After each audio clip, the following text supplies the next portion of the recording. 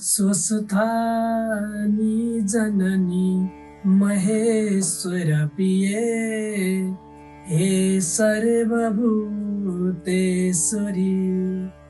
ज्योतिर्बिन्दु स्वरूपले गति दिने हे सर्वशक्तिश्वरी यस्तो शक्ति ममा दिनोस् हजुरले सत्कर्म के हो चिनो इच्छा पुष्प नै चढाउँछु मुमा वात्सल्य वर्षाउनु। श्री गणेशाय नमः। श्री स्वस्थानी देव्यै नमः। विंशोऽध्यायः नवराजद्वारा ब्राह्मण भोजन वर्णन।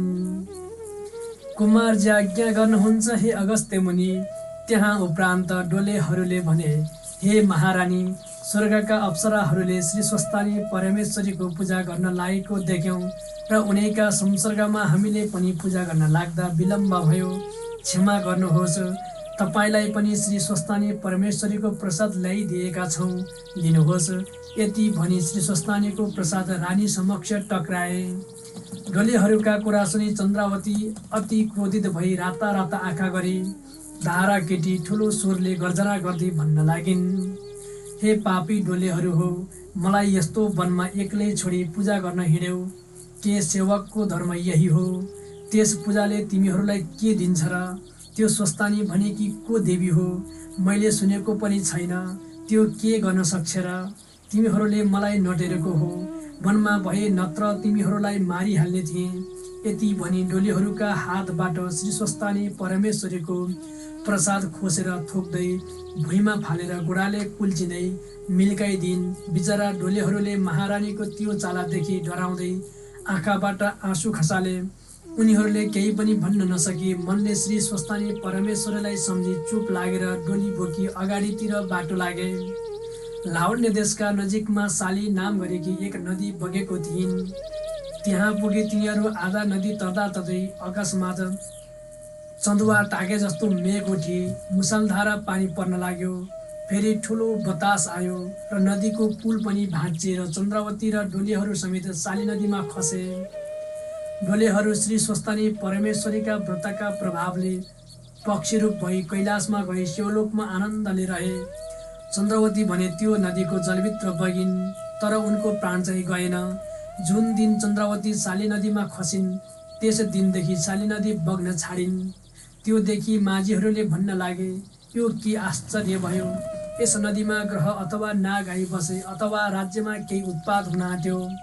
यो कुरा राजालाई बिन्ती गरौँ। यति भनी माझीहरू नवराज राजा छेउ गएर बिन्ती गरे, हे महाराज, साली नदी बग्न छाडेकी छन्। यस्तो भएको हामीले आजसम्म सुनेको पनि थिएनौँ, देखेको पनि थिएनौँ। आज आँखाले देख्यौँ। यो के आश्चर्य भयो! हजुरले विचार गरी बक्सिनुहोस्। माझीका कुरा सुनि नवराज राजाले मन्त्रीलाई बोलाएर माझीहरूले भनेको वृत्तान्त सुनाए। राजाले माझीहरूलाई हुकुम दिए, साली नदीका तीरमा गएर भित्र कुनै जन्तु छ कि जाल हाली हेर। माझीहरूले राजाको आदेश अनुसार जाल हाली हेर्दा एकजना अर्धमृत स्त्री जाति जलमा अल्झिरहेको देखे। ती स्त्री चन्द्रावती थिइन्। ती कस्ती भएकी थिइन् भने शरीरमा कुष्ठरोग भएकी, हात पाउ खसेकी, होस केही नभएकी, हिरोले छोपिएकी, मुडो जस्ती भएकी घिनलाग्दो थिइन्। माझीहरूले चन्द्रावतीलाई चिन्न नसकी तिनलाई नदीको किनारमा मिल्काएर फेरि जलभित्र पछि खोज्न लागे। धेरै बेर खोज्दा पनि माझीहरूले केही पत्तो पाएनन्। त्यसपछि राजासँग बिन्ती गरे, हे महाराज, हामीले त केही पाउन सकेनौँ। तब राजा नवराजले आफै गएर स्तुति गर्दै भन्न लागे, हे गङ्गे, तपाईँ किन स्थिर हुनुभयो? मैले जान्न सकिनँ। मदेखि प्रसन्न हुनुहोस्। यति भनी नवराजले अर्घ दिए। यसरी राजाले अर्घ दिनासाथ साली नदी पहिले जस्तै बग्न थालिन्। त्यो देखि नवराज राजा खुसी भई गङ्गाजीलाई सम्झँदै दरबारतिर फर्के। किनारामा बेवारिसे भनेकी ती चन्द्रावती भने क्षणमा चेष्टा हुने, क्षणमा मूर्छा हुने, क्षण क्षणमा क्षुधा र तृष्णाले पीडित हुने गर्दथिन्। उनी महाकष्ट पाएर साली नदीको किनारमा मुडो लडे झैं लडिरहेकी थिइन्। एक दिन साह्रै भोक लाग्यो र खानेकुरा केही नपाउँदा भोक खप्न नसकी माटो खाउँ भनी माटो हातमा लिइन्, तर त्यो माटो पत्थर भइगयो। पत्थर पनि खाउँ भन्दा हाड भयो, हाड पनि खाउँ भन्दा खरानी भयो, त्यो खरानी पनि खान लाग्दा ठुलो बतास आई उडाएर लगिदियो। चन्द्रवतीले मनमा र आफूप्रति धिक्कार मान्दै फेरि मूर्छा परिन्। जब जब चन्द्रवती भोकले गर्दा माटो खान लाग्थिन्, त्यही बेला त्यो माटो क्रमशः पत्थर, हाड र खरानी हुन्थ्यो। उनले खान पाउँदैनथिन्। एक दिन नवराज राजाले आफ्नो राज्यमा भएका सम्पूर्ण ब्राह्मणहरूलाई बोलाएर पूजा गरी श्रद्धापूर्वक दक्षिणा दिई भोजन गराउने विचारले निमन्त्रणा समेत पठाएका थिए। अग्निपुरका कपिल नाम गरेका ब्राह्मणका दुई भाइ पनि राजाको ब्राह्मण भोजनमा जान भनी त्यतिबाट आउँदा साली नदीको बगरमा लडेकी चन्द्रवतीले देखेर सोधिन्, तपाईहरू कहाँ जानुहुन्छ? अहिले कहाँबाट आउनुभयो? चन्द्रवतीले त्यस्तो भनेपछि ब्राह्मणहरूले उत्तर दिए, हामी कपिल नाम गरेका ब्राह्मण हौँ। लावण्य देशका राजा नवराजले ब्राह्मण भोजनको निमन्त्रणा गरेकाले सोही भोजनमा जान लागेका छौँ। त्यो कुरा सुनि चन्द्रवतीले भनिन्, हे ब्राह्मण हो, मैले 5 दिनदेखि केही खाएकी छैन। तपाईहरू भोजनमा जाने भए मलाई पनि केही मागी ल्याइदिनु होला। चन्द्रवतीको कुरा सुनेर ब्राह्मणहरूले भने, हे पापिनी, अहिले हामी यसै भन्न सक्दैनौँ, किनभने राजाका दरबारमा के हुन्छ कसो हुन्छ, फेरि हामी ब्राह्मण जाति ल्याउन हुने वस्तु दिए भने त ल्याउला, ल्याउन नहुने वस्तु दिए भने कसरी ल्याउला। यस अर्थले त आशा गरी नबस। यति भने ती ब्राह्मणहरू लावण्य देशतिर गए।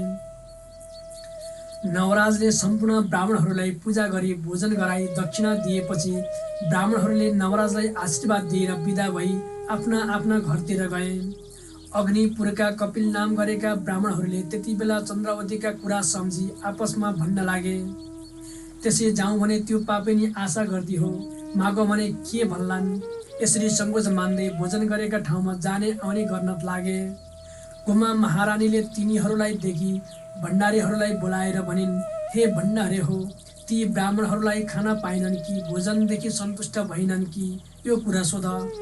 महारानीको आज्ञा अनुसार भण्डारीले सोधे, हे ब्राह्मण हो, तिमीहरूले खाना पाएनौ कि अथवा भोजनबाट सन्तुष्ट भएनौ? ब्राह्मणहरूले उत्तर दिए, हे भण्डारे, महाराजका कृपाले हामीले इच्छापूर्वक भोजन गर्यौँ, सन्तुष्ट पनि छौँ, तर हामी यहाँ आउँदा साली नदीका तीरमा कुष्ठरोग भएकी, हात पाउ खसेकी एउटी स्त्रीले देखेर भनी, तिमीहरू भोजन गरी फर्कँदा मलाई पनि केही ल्याइदिनु।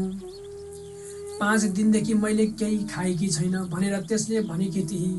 त्यसले आशा गरिरहेकी होली हामीले यस्तो कुरा भन्न नसकी यहाँ बसेका हौँ। यसरी ब्राह्मणहरूले सङ्कोच मान्दै सो कुरा भनेपछि भण्डारीले गुमा महारानीलाई सबै कुरा बिन्ती गरे। गुमा महारानीले हुकुम दिइन्, दुई ब्राह्मणले पुग्न सक्ने जति खाने वस्तु देऊ। भण्डारीले पनि भण्डारामा राखेको वस्तु लिन जाँदा राखेका सम्पूर्ण वस्तु भण्डारमा रित्तिएको देखि आश्चर्य भई बिन्ती गर्न लागे, हे महारानी, राखेको ठाउँमा केही पनि छैन, के दिनु? कुमा रानीले त्यस्ता कुरा सुनि आफै भण्डारमा गई हेर्दा दिने प्रकारको वस्तु केही नदेखी आफूलाई खाना पनि राखेको खाना देऊ भनी अराइन्। भण्डारीले ब्राह्मण छेउ गई भने, हे ब्राह्मण हो, त्यसको नाम लिने बित्तिकै राजाको सम्पूर्ण भण्डारको वस्तु रित्तियो। यो महारानीलाई भनी पकाइराखेको भात छ, लगिदेऊ, यसो भनी भात सुम्पिदिए। ब्राह्मणहरूले लाज मानी त्यो भात लिई दरबारबाट निस्केर बाटो लागे। ती ब्राह्मणहरू जान साथ राजाको भण्डार फेरि पूर्ण भई जहाँ जे वस्तु राखेको थियो त्यही सबै कुरा देखियो। यसरी कुमारजीले अगस्त्य मुनिलाई ब्राह्मण भोजनका बारेमा बताउनु भयो। इति श्री स्कन्द पुराणे माहेश्वर खण्डान्तर्गत केदारखण्डे माघ महात्म्ये कुमार अगस्त्य संवादे श्री स्वस्तानी व्रतकथायां नवराजकृत ब्राह्मण भोजनं नाम 27 श्री उमा महेश्वराभ्यां नमः।